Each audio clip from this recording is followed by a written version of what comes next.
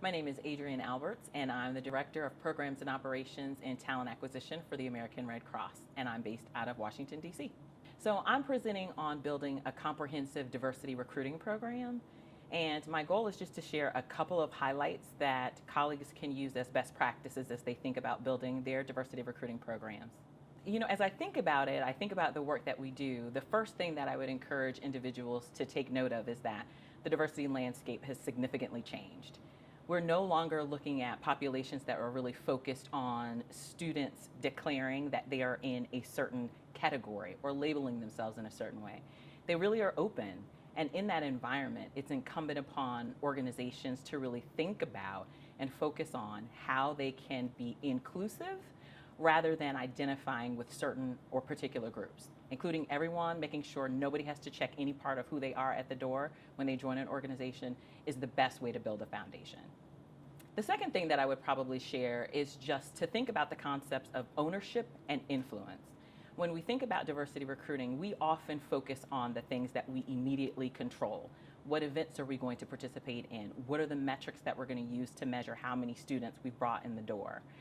Beyond that, though, the things that are most important to making sure that a program succeeds are the things we don't immediately control, like the culture of an organization, whether or not diversity is really integrated throughout an organizational setting. So in those environments, we really have to think about the influence that we can have in our institutions so that we can focus on the things we have ownership on and make sure that we impact the things that we can influence. And then the third thing that I would simply share is to make sure that people think about a comprehensive slate or pieces that I would consider a framework. So everybody thinks strategically about aligning with what the business goals are. We all think that way. And everybody thinks about their pipeline programs. How do we make sure that there's enough diversity in the pipeline so that we have a comprehensive and well-formed organization?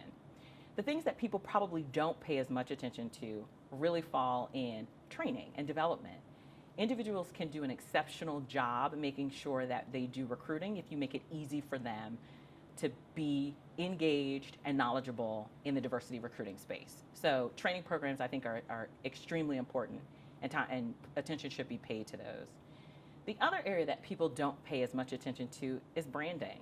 And while, again, we think, oh, the organization has branding or our recruiting programs have branding, we don't think about our diversity messages throughout that branding.